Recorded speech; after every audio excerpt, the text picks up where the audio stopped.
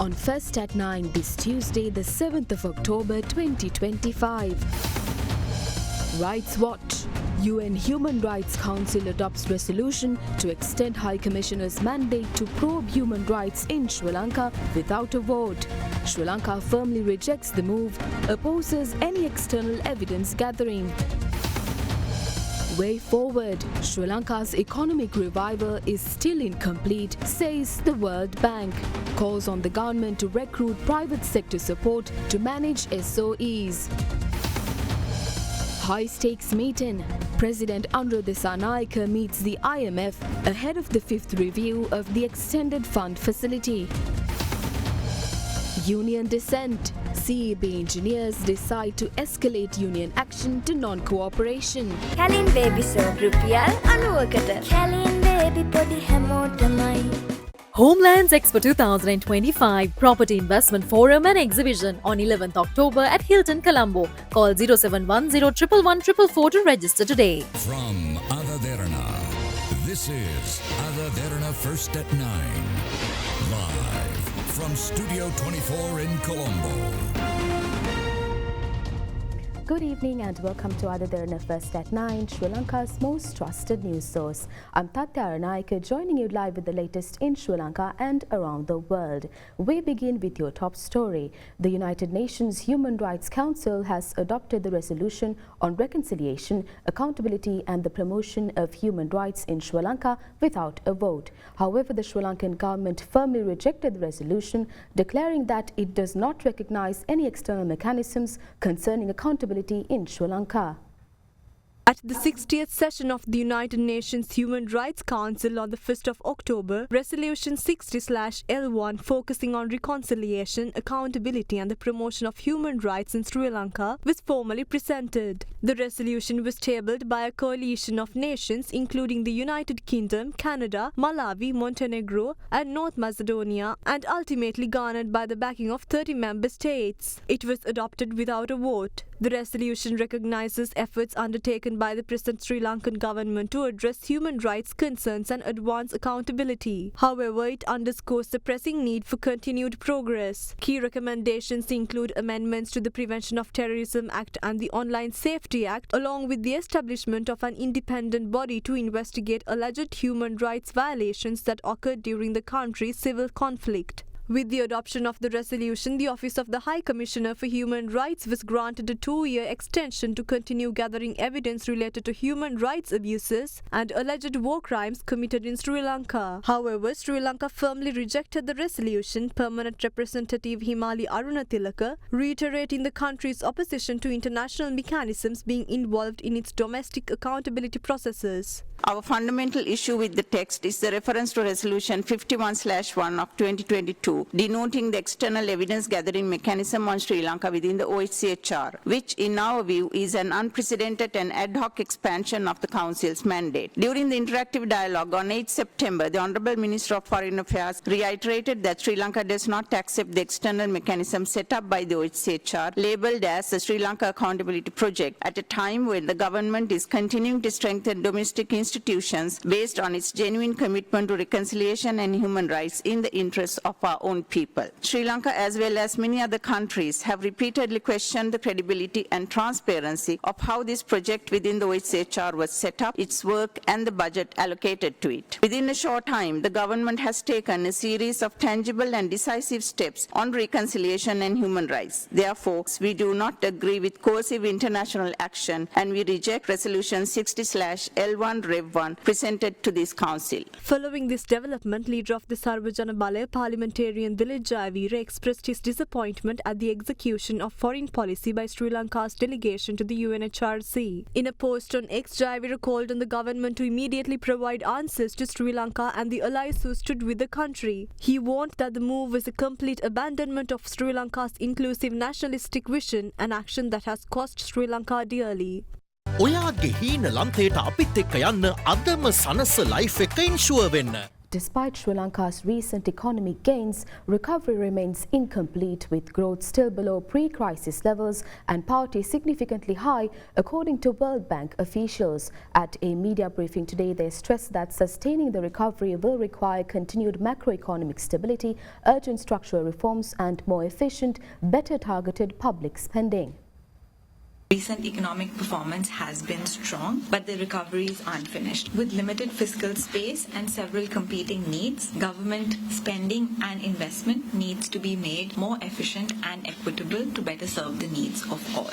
We see that the economy continues to recover with 4.8% growth in the first half of the year, marking 2 years of expansion since mid-2023. On the external sector, the current account balance has been positive so far in the year, driven mostly by tourism and remittances, even though merchandise trade deficit has widened compared to previous years. Now, despite the current account surplus and the net purchase of foreign exchange by the central bank, the reserve accumulation has slowed and the rupee has depreciated so far in 2025. Buffers have strengthened to unprecedented levels, coming from revenue overperformance, which has been primarily driven by taxes on imports, as well as the under-execution of the capital budget. Poverty has begun to decline in 2025, and we expect around 22.5% of the population to be below the poverty line this year, and another 10% just above the poverty line, which indicates high vulnerability to shocks. Continuous food price rises have been a challenge and contributed to food insecurity, and we can also see this with higher underweight and stunted children under 5, which is another worrying trend. The outlook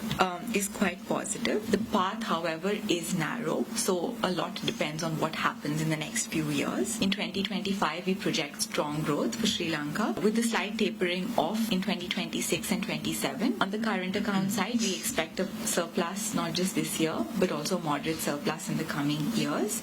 And then finally, on primary surplus, we expect an overperformance this year as well, and perhaps in the coming years, well above the 2.3% of GDP. The level of FDI, which really is hovering, stays around 0.5% of GDP over the next few years. And this is concerning for Sri Lanka. At this stage, it really needs to mobilize more investment, boost exports, and as well as to try and achieve this goal of $36 billion of exports by 2030. Policy consistency is key. There has been a sort of softening of monetary policy, but the concern going forward, this has to continue to be well calibrated to mitigate against some inflationary pressures, as well as the sort of unsustainable build-up in private sector credit. And you've seen a very high and rapid growth in this credit over the last year or so. Financial sector risks need to be carefully monitored. On the structural reforms, the first is around enhancing competitiveness and spurring private sector-led growth, and importantly, really trying to open up streamlining trade policy. So a key area here is around the para-tariff reforms, really trying to remove and lift. To some extent, they're moderate sort of revenue generators, but they're hugely distortionary in terms of the market and the export sector. The second bucket is around improving the oversight and management of SOEs.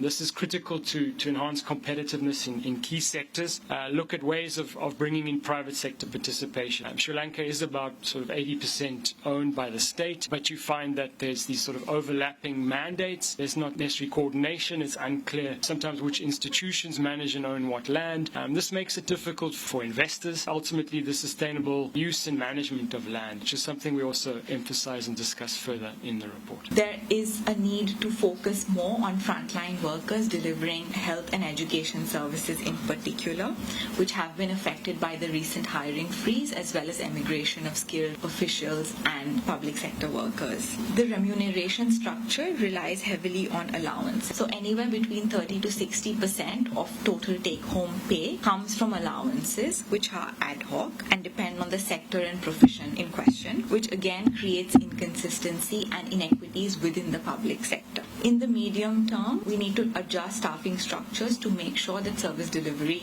can continue unabated, and in sectors that are overstaffed, allow retirements to continue without necessarily replacing them naturally. In terms of wages, a comprehensive review of base pay versus allowance by a body such as the Salaries and Wages Commission or Pay Commission could help systematize base pay and allowance structures.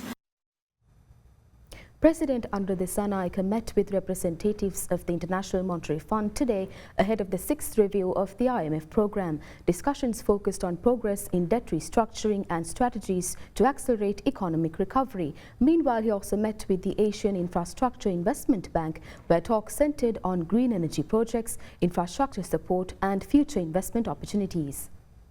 Representatives of the International Monetary Fund met President Anura Dissanayake at the Presidential Secretariat this morning as part of the mid-term phase of the 5th review ahead of the release of the 6th tranche under Sri Lanka's debt restructuring program. President Dissanayake reaffirmed that the government's top priority is to steer the country out of economic bankruptcy and towards sustainable development, guided by a clear strategic plan. He noted that Sri Lanka aims not only to meet but also to exceed IMF targets to achieve a robust economic recovery. The president stressed the importance of attracting more local and foreign investment and creating a business-friendly environment to support this goal. The IMF delegation commended the government's efforts to revive the economy, and both sides discussed future policy priorities. In a separate meeting, President Dissanayake held talks with senior management of the Asian Infrastructure Investment Bank. The AIIB reaffirmed its support for advancing Sri Lanka's green energy sector and reviewed ongoing projects funded through its loans. It also pledged continued assistance in expanding green energy and sustainable transport infrastructure. The president outlined Sri Lanka's recent economic progress and emphasized the government's commitment to ensuring that the benefits reach ordinary citizens. He also highlighted plans to reform the public sector, establish a national data center, and attract investment in low-cost energy projects and boost productivity in key sectors such as agriculture and fisheries. හොඳම phone එකක් ගන්න. ළඟම අපාන්ස් එකට යන්න. The World Education Fair 2025's entrance free. Register now. The Ceylon Electricity Board's Engineers Union has decided to escalate the union action already underway to the non-cooperation stage. Its executive member Dhanushka Parakramasinghe claims that after the escalation of the action, the union will not take part in meetings chaired either by the Secretary to the Ministry of Energy or Chairman of the CEB. This escalation comes off the back of several union actions launched by multiple CEB labour unions against ongoing efforts to restructure the Ceylon Electricity Board. Trade unions of the Ceylon Electricity Board launched a strike at midnight on September 4th, opposing the government's ongoing efforts to restructure the country's top utility service provider.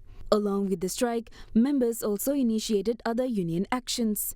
In a bid to prevent the stalled CEB inconveniencing the public, President Dissanayake issued an extraordinary gazette declaring as essential all services related to electricity supply. Undeterred by the president's declaration, the unions continued to express their dissatisfaction by initiating a work-to-rule union action, limiting themselves to duties explicitly outlined in their respective contracts. Meanwhile, the new employees union of the CEB has raised further concern, alleging that the restructuring process fails to ensure basic service conditions and job security for employees.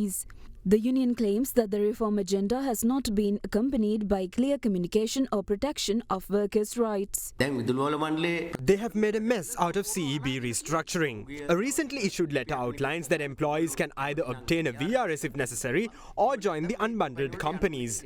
With only 20 days remaining to make this transition, neither have appointment letters been issued, nor have terms and conditions of employment contracts been drafted. Meanwhile, the Ceylon Electricity Board's Engineers Union says that it will escalate the already implemented trade union action to the non-cooperation stage. After 4:30 p.m. today, we will escalate the trade union action to the non-cooperation stage. With that escalation, we will refrain from engaging in any discussions with the Secretary to the Ministry of Energy or the Chairman of the Electricity Board. We will not take part in meetings with any of them. However, we remain open to discussions with the President or the subject minister. Prime Minister Dr. Harini Amarasuriya asserts that the objective of the proposed education reforms is to bridge disparities between schools and increase the quality of the education sector as a whole. Addressing an event at the Ministry of Education, the Prime Minister added that the foundation for the reforms will be laid in the next 3 years. මේ පාසල් අතර තියෙන Most current issues within the education system concerning students and the teaching learning process are a result of disparities between schools. Through our policies, we aspire to establish a more equitable education system. Schools will eventually be evaluated for their quality of education rather than reputation. We are trying to uplift the entire school system. We aspire to implement a vast transformation which will entail major challenges. As we see it, the years 2026, 2027 and 2028 are decisive. That is because we are attempting to lay the foundation for this transformation during those 3 years. Ask yourselves whether your children are receiving the proper school experience or whether they have devolved into places that merely provide registration for examinations. Is this learning process conducive to children and the country's overall development? There can be no talk of a national renaissance if we do not resolve this issue. If we continue down a path of negativity, we will never be able to achieve this goal.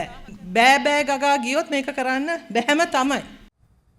Former President Mahinda Rajapaksa's media spokesperson Manoj Gamage says that the Sri Lankan military was betrayed by Field Marshal Sarath Fonseca on the global stage. He made this statement today responding to the controversial remarks made by Field Marshal Sarath Fonseca regarding former President Mahinda Rajapaksa. At an event in Matara, Field Marshal Sarath Fonseca stoked controversy by claiming that former President Mahinda Rajapaksa should be held accountable for approving ceasefire while the armed forces were only 10 kilometers away from victory. The Field Marshal also disparaged as an act of treason the alleged disbursement of $2 million to terrorists to simply enjoy election victory. If someone gave $2 million to terrorists just because he wanted to win the election in 2004, isn't he a traitor to this nation? We were fighting against them while Mahinda Rajapaksa was giving them money. In other countries, Mahinda Rajapaksa would be executed by hanging him by his legs. Former President Mahinda Rajapaksa's media spokesman, Attorney at Law Manoj Gamage, responded to the strong accusations levelled by Field Marshal Fonseca. Certain personalities lose character over time. However, true legends never fade. Sarath Fonseca must keep that in mind. Mahinda Rajapaksa is not someone who takes rumours as such to heart. Sarath Fonseca claims that Mahinda Rajapaksa should be hung by his legs and executed. I urge the public to keep in mind that Sarath Fonseca's statement led to accusations of war crimes being hurled against Sri Lanka's military at the UN Human Rights Commission. This is the same military within which Sarath Fonseca served. The allegation is that Sri Lanka's military opened fire when militants raised white flags. Sarath Fonseca's betrayal still prompts that accusation. A person who makes such treasonous statements must be punished by means much more serious than hanging one by their legs.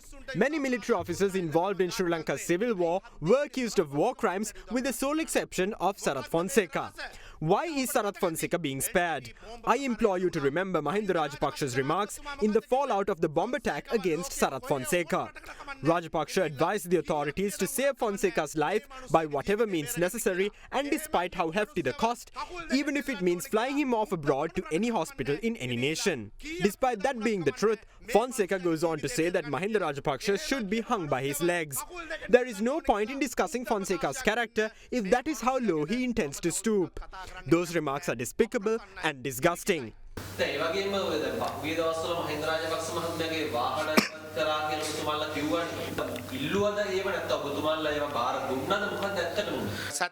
On the 24th of September, the Secretary to the President issued a letter requesting the former President's residence and armoured vehicles to be handed over. That handover was not prompted by us. However, Minister of Public Security and Parliamentary Affairs Ananda Vijaypala claims that despite those secure vehicles being recalled, the government is willing to consider handing them back to the former presidents upon a special request being made to that end. Leader of the Sarvajana Balaya parliamentarian Dilip Jayavira accuses the government of corruption in the awarding of tenders for paddy. He made this allegation while addressing the media in Madirigiriya. The establishment of the Sarvajana Sabha of the Lankapura division of the Madirigiri electorate took place under the patronage of Sarvajana Balaya leader parliamentarian Dilip Jayavira.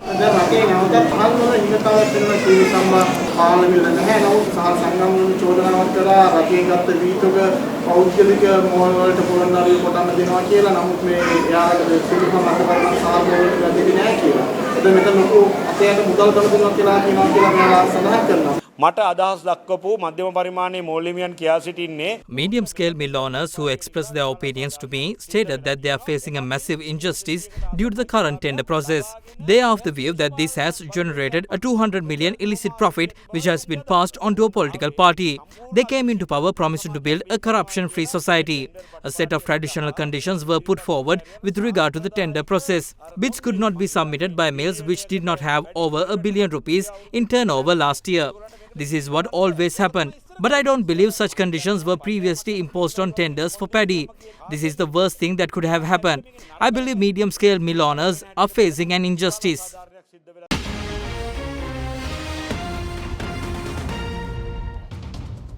Welcome back to First at 9. Taking it to more local news, the leader of the Pivituruhela Urumaya Udayagamanpila reiterates that he will not withdraw his statement that Ranga Disanayake was appointed the Director General of the Bribery Commission through a corrupt process. Addressing the media, Gamanpila claimed that personal criticism against the Director General cannot be considered contempt against the Commission and therefore he cannot be prosecuted as such.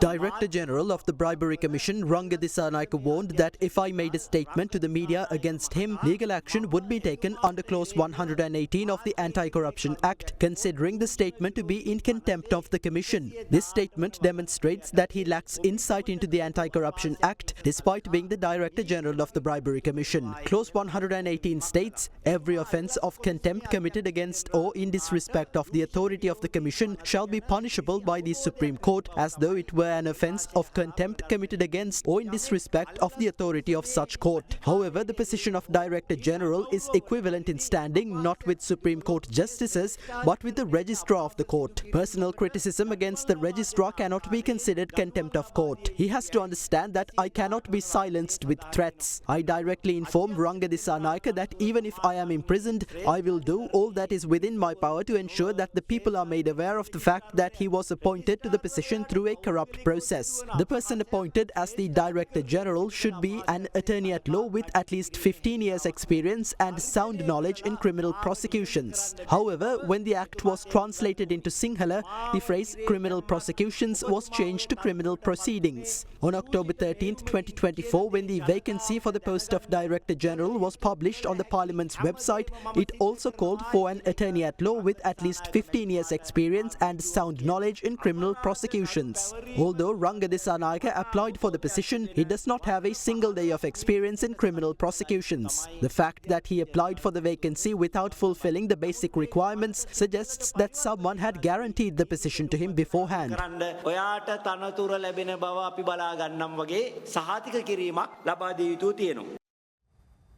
SJB parliamentarian Dayasiri Jayasekara accuses Speaker Dr. Jagat Wickramaratne and Minister Bima Ratnayake of deliberately providing false information to the Constitutional Council concerning the appointment of Ranga Disanayake as the Director General of the Bribery Commission. Meanwhile, Parliament heated up over alleged irregularities in Disanayake's appointment.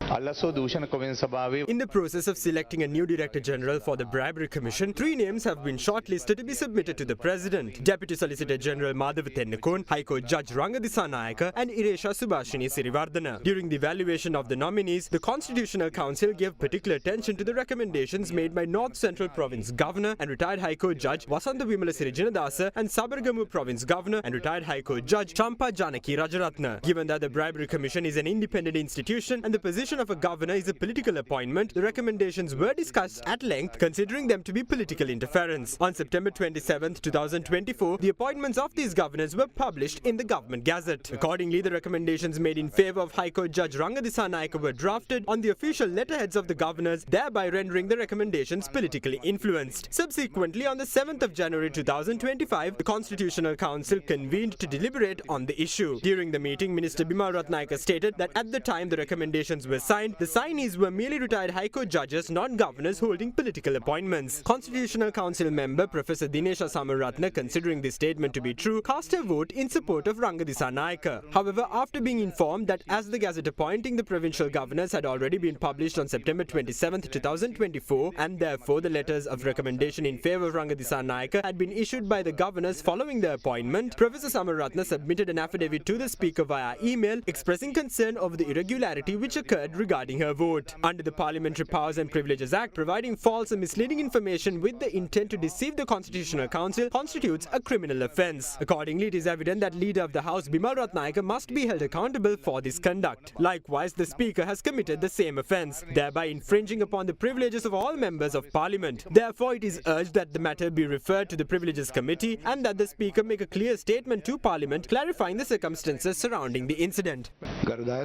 I will deliberate on the matter raised by MP Dayasiri Jayasekara on parliamentary privileges and decide if there has been a violation. Honourable Speaker, I implore you to consider why we request a point of order. MP Dayasiri Jayasekara shed light on a serious issue concerning the Bribery Commission. Honourable Speaker, you permitted MP Dayasiri Jayasekara to raise an issue related to parliamentary privileges. You then revealed your stance on the matter. There is no point in everybody voicing their concerns individually on the matter and turning this into a debate. The reason behind all this chaos is evident. The agitation of those involved in incidents being probed by the Bribery Commission continues to increase. We cannot allow this conduct within this House. Declare your verdict on this issue within a few days. What is the status of Sri Lanka's foreign reserves? I'd like to raise this question, especially because the government has set a target of achieving a forex reserve target of $15 billion by 2028. How much of our debt have we paid back in installments, including interest, within this year? What is the minimum total export revenue and level of foreign remittances we need to maintain annually to ensure positive debt repayment? We expect answers within the day, especially since the budget will be presented within a month's time. The Deputy Minister of Finance is not present in the House today. We will provide answers to the questions tabled by the opposition leader within the week.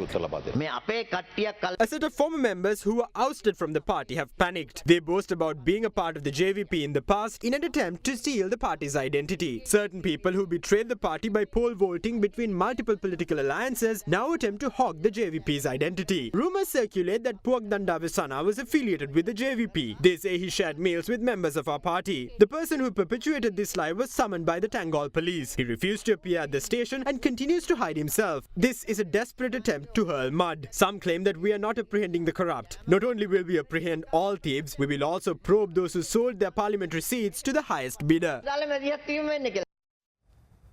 Celebrating 2 decades of enriching the Sri Lankan public with both knowledge and entertainment, TV Derana, guided by the vision of conserve our own and embrace the new, celebrates its 20th anniversary this year. In honor of this milestone, a series of multi-faith programs are being held, with Hindu religious observances taking place earlier this morning.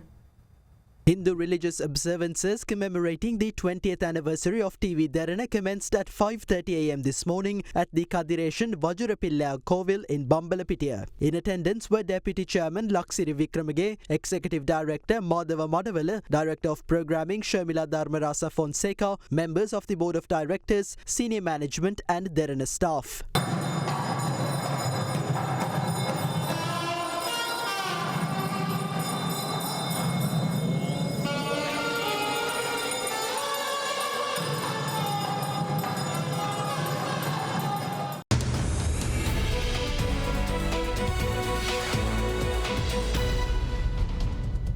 Welcome back. Now taking you to business news, the Colombo Bourse closed in positive territory today as a result of price gains in counters such as Cargill's Ceylon, John Keel's Holdings and Diesel and Motor Engineering. The benchmark ASBI gained 68.34 points to close at 22,163.23, while the more liquid S&P Sri Lanka 20 gained 4.03 points to end the day at 6,191.54. Market turnover was 7.95 billion rupees. Foreign participation in market activity remained at subdued levels, with foreigners closing as net sellers, with foreign sales worth 223 million rupees.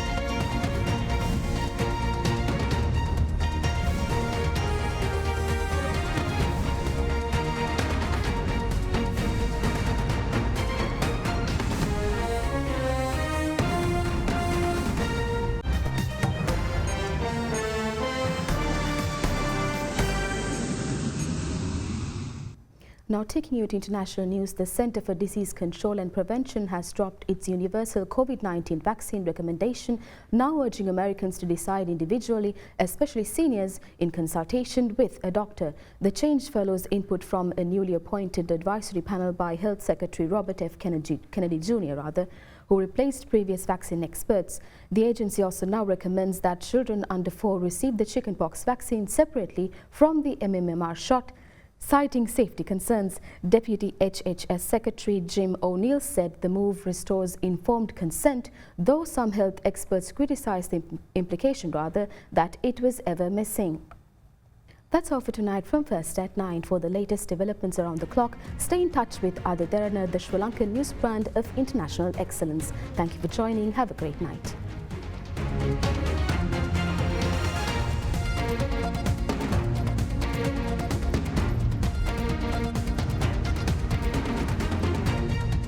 For news and information you can trust 24 hours a day, visit adaderana.lk.